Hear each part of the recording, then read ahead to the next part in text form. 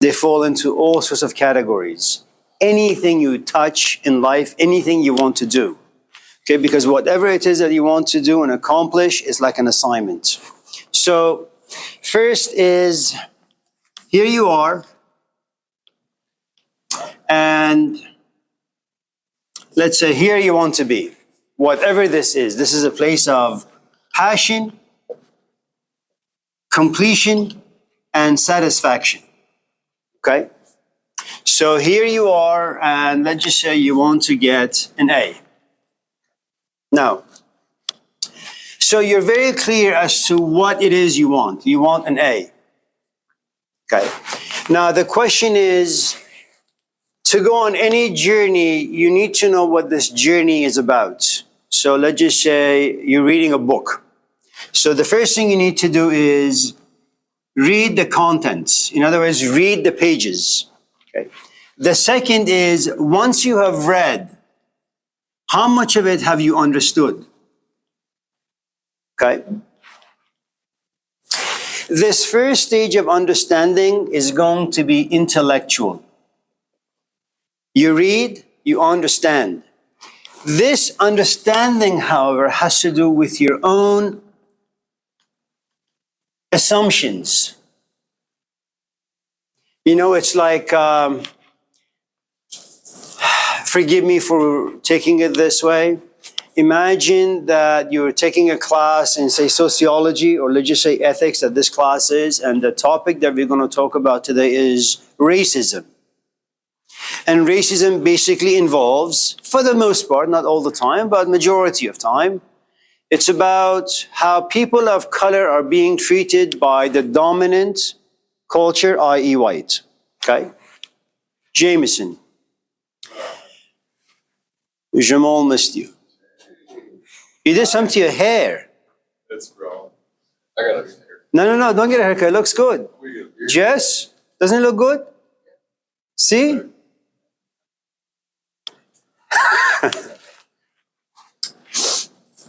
Now, most of the assumptions we have usually are going to be based on what, Bethany?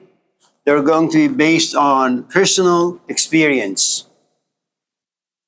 Okay? So if you have watched, for example, the TV show, it's no longer, it's on reruns now. If you watched it, what is it called? Prince of Bel-Air. So you have Carlton, who lives in a gated community, and his experience is all people are nice, all people are kind, there is no racism, there is no poverty, there is no bigotry. Life is like paradise. Right? And then you have Will Smith. He comes from where? Philadelphia. And what has he experienced? Life is harsh, life is cruel, life is mean, people suck.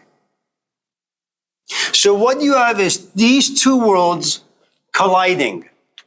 They're relatives, you know, they're cousins, but he comes from a different world, so does he. And his assumptions about life are going to be very different than his assumptions about life. He lives in a gated community, so he has a fantasy narrative for life. Okay? He, on the other hand, whenever he goes to Safeway, people look at him. Okay? Whenever he goes anywhere, when he's driving a nice car, they say, oh, well, he didn't really work to buy that car. I wonder how he got the money to buy the car. So there are always going to be questions of his identity, who he is, what he is. So remember, your understanding has to do with your set of assumptions.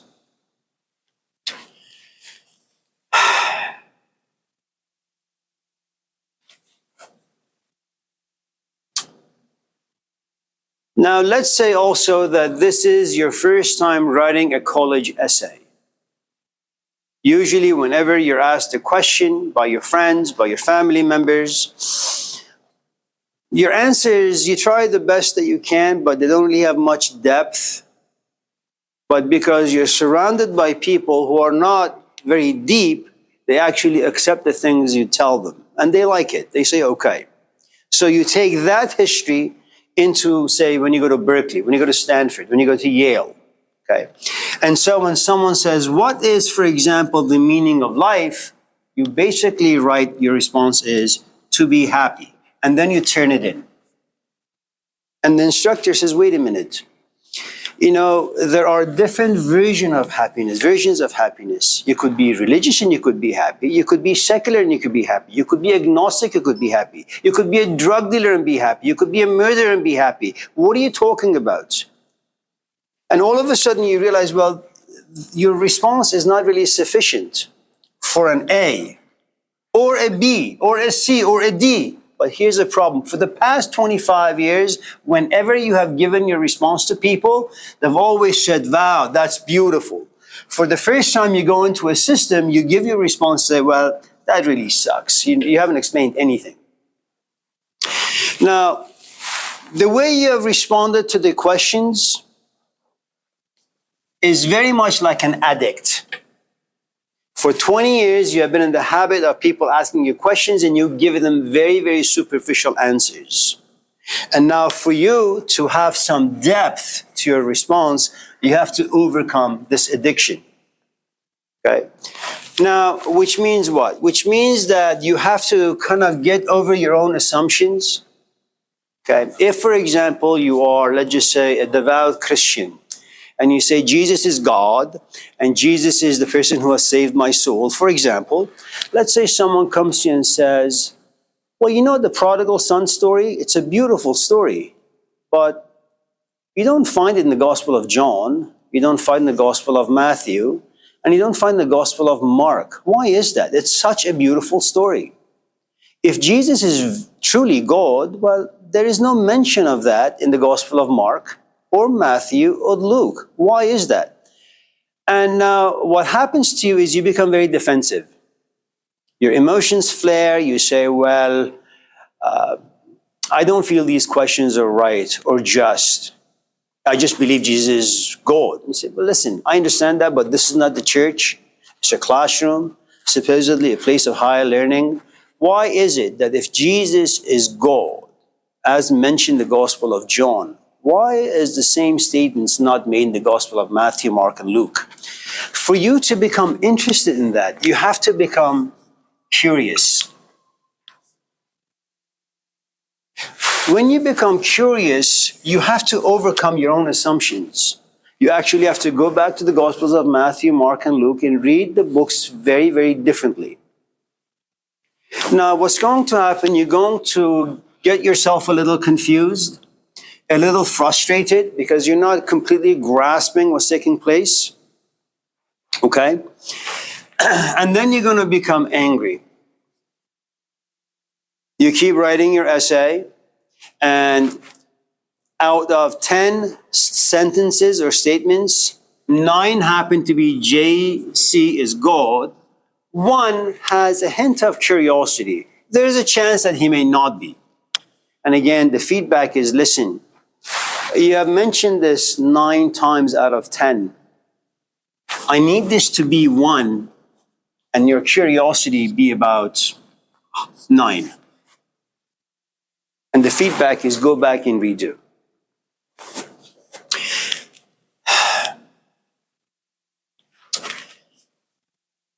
The other problem is the problem of expression. You need to write. What you write brings about your understanding. And you need to make sure you cover all the deficiencies, all the potential holes and gaps. Just in case you give me an essay and I read, for example, and I say, okay, this is point A, and all of a sudden she runs to G or J. It doesn't make any sense. What happens to B, C, E, F, G? Okay. This usually takes a long, long time. He is 90. I am 70. He is 65. Despite being old and almost dead, we still have difficulty expressing ideas well. So, having said all of this, okay, if again this is a little too difficult to grasp, think of it this way.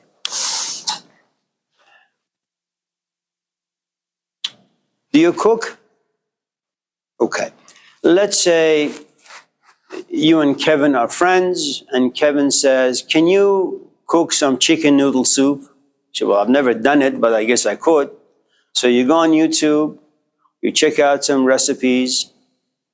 Then what you do is you go to Safeway, you buy the ingredients.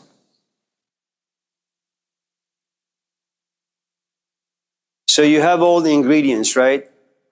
The next task is to apply what you have, to chop them, to put them in water, add the seasoning, and then place it before him. And then he takes a little bit and he says, yuck. So what you have in the essays are, first you have to express your understanding, then you use your own life experiences and relate them to the things you've understood. And then you show or express the steps. You go to Safeway, you go to this aisle, you go to that aisle, you come home, you chop them, you boil water, you add seasoning, you let everything simmer for about 5-6 hours. Then you put them in a bowl, then you give it to Kevin, and Kevin says, yuck. And then you have to redo the whole thing again and again and again and again until you get it right. Now, the next task is, that's on a personal level. But all of us in this class desire justice for everyone, equality for everyone, health care for everyone. Well, look at this room. You have about 10 people, they all come from different backgrounds. How do you create unison? How do you create harmony? How do you bring all these people together who are willing to follow you? What are the steps for that? See, Malcolm X, Martin Luther, Mahatma Gandhi, Jesus Christ, they're wonderful in the terms that they can come up and share with us theories about human life. How do you make people follow you? How do you create a single student? Then how do you create a community of students? And if you examine the life very, very well and closely, you realize that all of them, without exception, complete failures. Application of ideas are immensely difficult. So your task in writing these essays is that you have ideas in your head, they're great. How do you apply them? An addict doesn't want to remain an addict, they want to overcome it. The application is very, very difficult.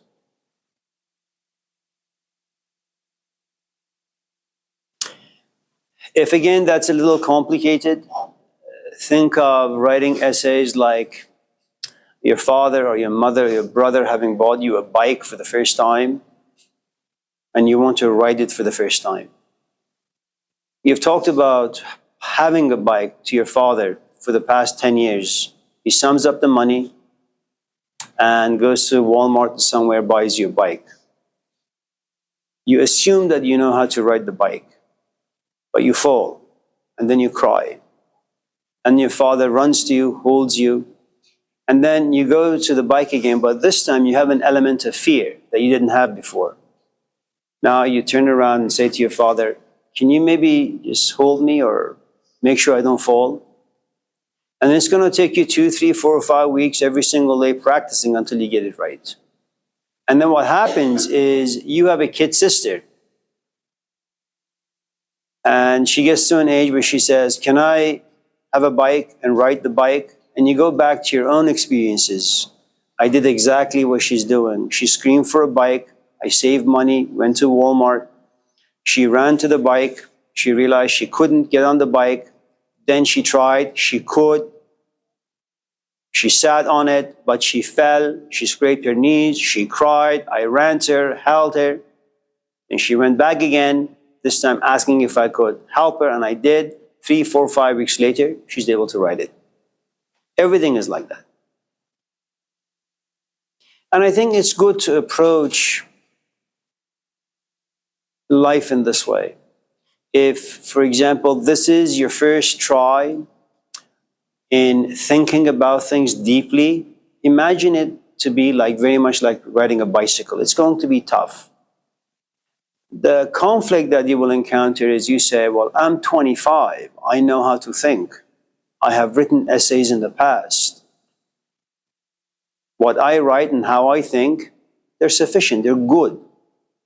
Then you take those assumptions into a college or a 4-year school only to realize they're not sufficient.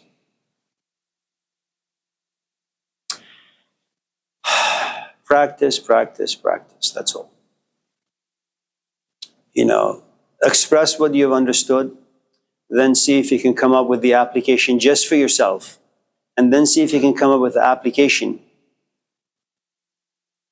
for 5 or 6 people in your community.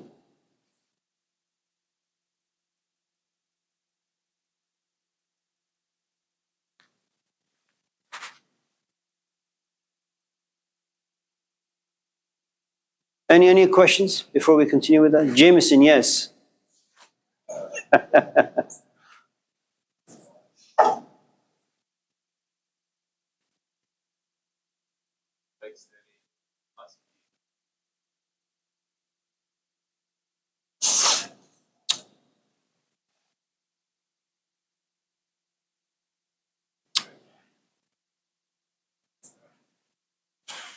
Well,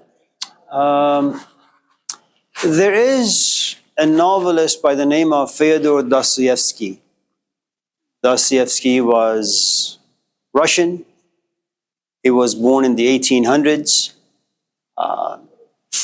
His father was a doctor who wanted him to become an engineer. But Dostoevsky loved books, loved literature. His father was rich. He got killed by his servants. And Dostoevsky found his freedom. He went back to reading books and writing. He also suffered from epilepsy. And sometimes when life was a bit too stressful, physically he would just get sick. He wrote his first, I think, piece of essay on like poor people, something like that. And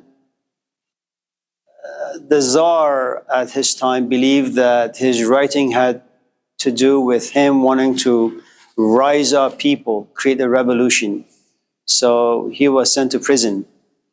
And then there was this mock execution that 4 or 5 people, including him, were tied up to a pole, and they were counting down to shoot these people. So it's a 4, 3, 2, 1, and then the soldiers begin to laugh. Then they said it was just a joke, just to tell you that next time it could be very, very serious. He came to realize the importance of physical power.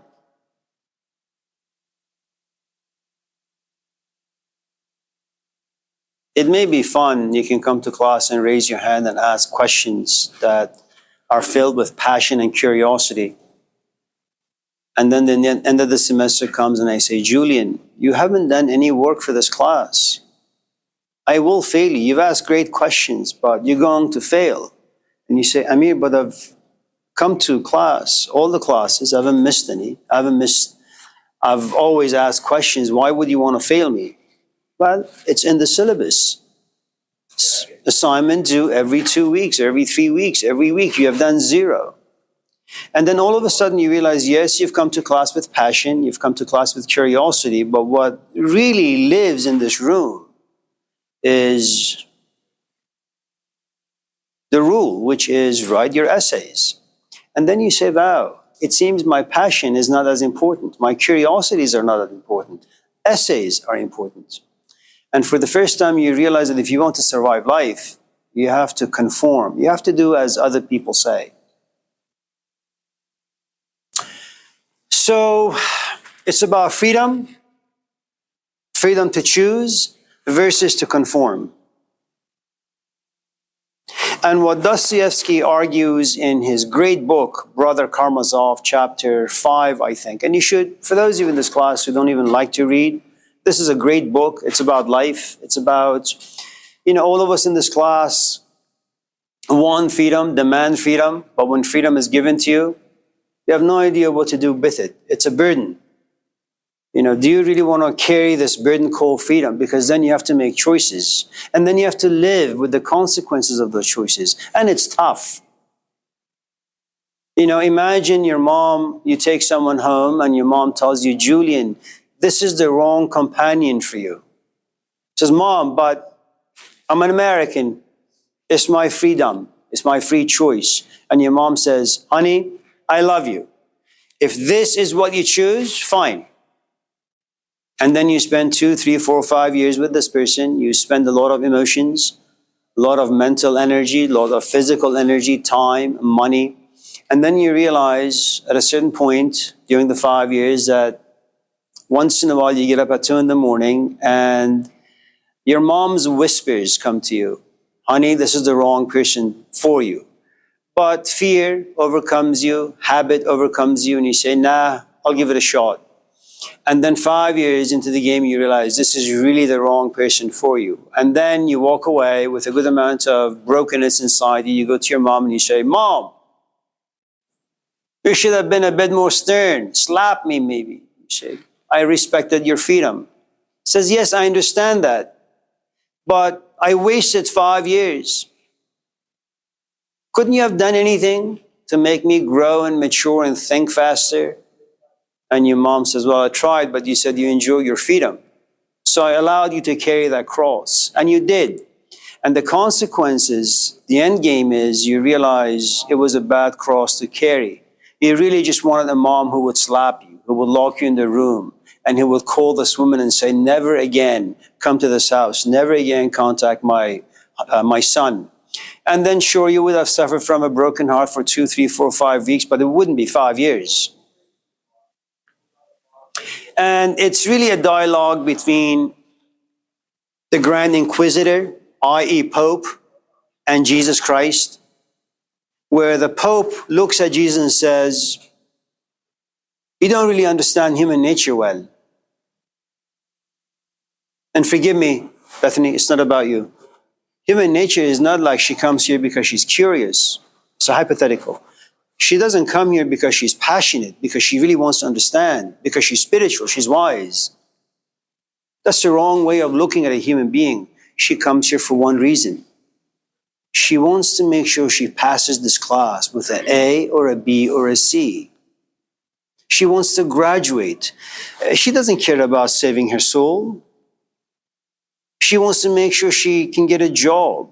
She can put a roof over her head. And Jesus doesn't say anything throughout the entire conversation. And what Pope ultimately looks at Jesus and says is, Satan understood human nature. You were a hippie. You thought that human beings at their very core are good and will do whatever they can for goodness sake. That's not the case at all. We are overpowered and overrun by fear. You know, the idea that, for example, someone comes to you and says, I'm not going to manipulate you. I'm not going to impose my own wishes on you. Philosophy is here. Business is there. Philosophy will probably take you about 10 years to get your PhD.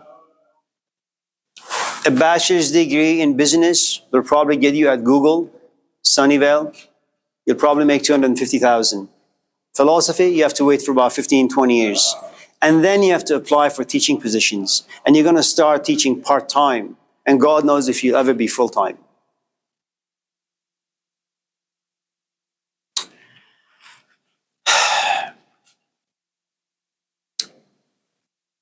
Almost all of us in this class who've ever been in a relationship, we went into it because we liked our companions. And that like morphed into love. And love eventually became imprisoned by the do's and don'ts of life. You come home, your companion is not in a good mood. That holds you hostage. You're in a good mood, that holds you hostage. You have no money to go here and there, that holds you hostage. And eventually you realize most of your relationship revolves really about the politics of life. So when you talk about philosophy and experience,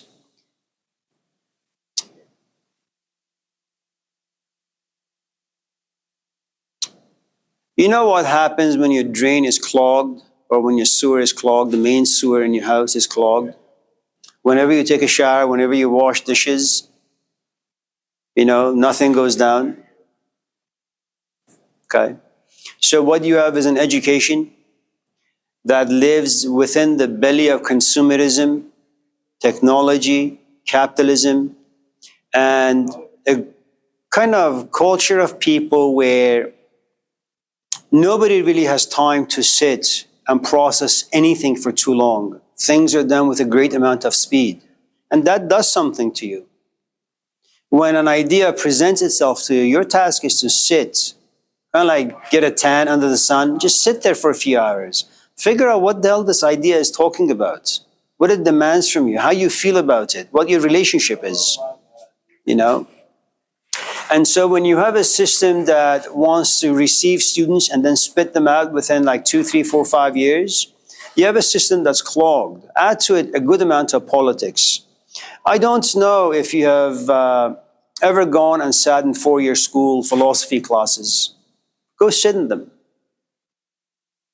It's really like going to the graveyard. They offer you nothing, unless you're lucky enough to kind of find yourself in the presence of a very interesting, creative, animated instructor. And that's very, very, very, very rare.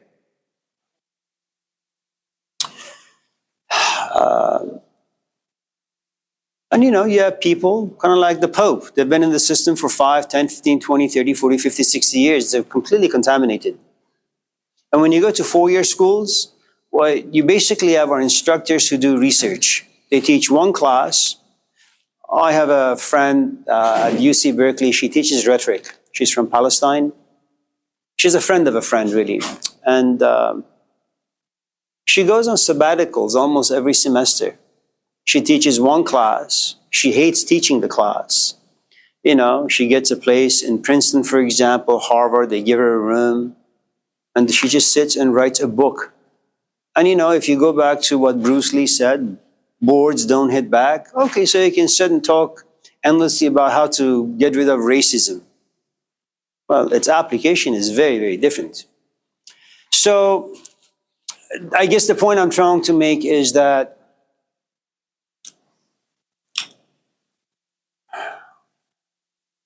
going into a philosophy program, you may enter with a good amount of passion, but when you're done, you're nothing but a corpse. Unless you're broken in the right way. If you're broken the right way, sure, you can be contaminated, but then remember. Bethany, anything? So the way you explain is how we have to express our understanding. That's from the textbook, from the video, and from the audio. Right. Listen 2 or 3 times, so see what we can pull out of it for understanding. How to relate that. Right. You watched that video on the prodigal son? Okay, so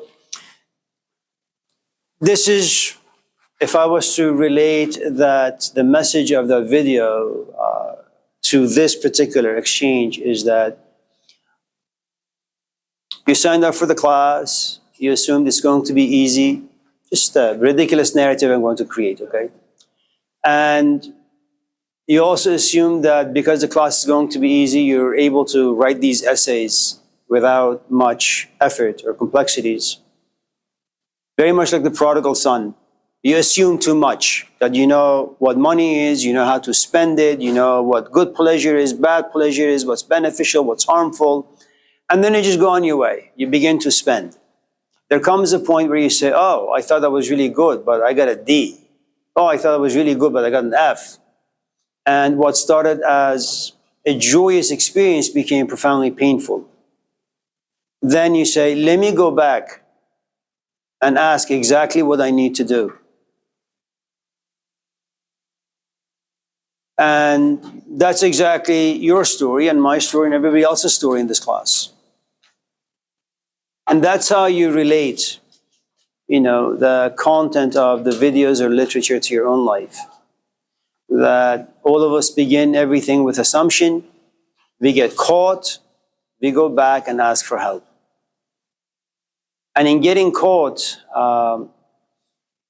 you kind of recapture some of your innocence, I thought I knew, I realize I don't, I need help. Something like that.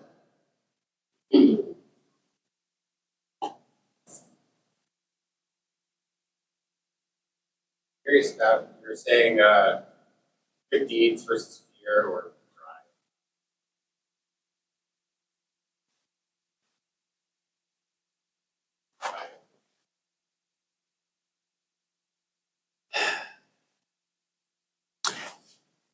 You know, when you go on YouTube, there are these videos on people living off the grid. You know, here we are. We live in society. We have Safeway, we have roads. Everything has a signpost out there. If you're able to look at the guidelines carefully, you'll be able to buy yourself a car. You'll be able to find yourself a companion. You'll be able to rent a nice little place for you, maybe even buy a house for yourself, and just live your life in a relatively comfortable environment. Everything is ready for you. There are those people, for some strange reason, it doesn't go well with them. I don't know why.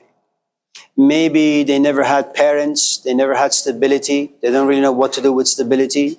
Maybe they have a good amount of anger issues. Whenever they go into society, society spits them out.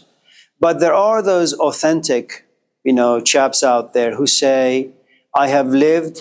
If you have watched the movie The Horse Whisperer with Robert Redford, so this is a man who lived on a farm in Wyoming, I guess. He goes to Washington, New York, big city, has a great job, makes tons of money. There comes a point where he says, New York is fun. It never sleeps. I am rich. I am famous. I am significant. I'm always alive in New York. But I miss the simplicity of the farm, of the ranch, of being around animals, specifically horses, eating with my family, with my brother, with my sister. All the women I find in New York, they're great, they're attractive, but their definition of happiness is very complicated. They make life very complicated because definitions are complicated, because advertisements are complicated. So he goes back to Wyoming. So this is a man who has tasted the secure life of being a conformist versus going back to the farm and just winging it like a good Taoist. They kind of collect garbage from the forest, from the rivers, or they make themselves a raft. And all of a sudden, this tiny raft becomes a bigger raft and a bigger raft and a bigger raft. And now it has 2 rooms. It has a garden on it. It has a solar panel on it. And they're just going to live that way. Now, I'm not quite sure if that's going to be feasible when they're like 60 or 70 or 80. Hopefully, they'll still be in good health. Society creates a good amount of comfort for all of us. It tells you what you need to do to find yourself a good job that pays you well. And once you have a job that pays you well, where you can live, how much you can afford, what you can spend on. To kind of walk away from all of that is to walk into the unknown. And it's very, very fearful. It's, the thing that the Pope or the Grand Inquisitor tells Jesus, it has taken the church 1,500 years to create a narrative that makes people afraid. And in people being fearful, they will know what to do.